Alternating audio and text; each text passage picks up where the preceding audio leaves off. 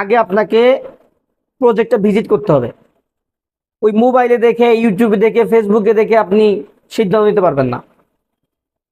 কারণ অনেক প্রজেক্ট আছে, বড় বড় প্রজেক্ট দেখছি সামনের দিকে একটু ভরছে, বইরা কয়েকটা গেট করে কি করছে আপনার, এমন ভাবে ভিডিও মেকিং করছে মনে হচ্ছে যে এটা একদম রেডি প্লট সব। বাস্তবে গিয়ে দেখবেন যে কিছুই না। এই কারণে আপনি যখন কোনো জমি কিনবেন, জমি কেনার সময় অবশ্যই আপনি ফার্স্ট হবে কি আপনি ভিজিট করবেন। ভিজিট করে আশেপাশের লোকেশন দেখবেন।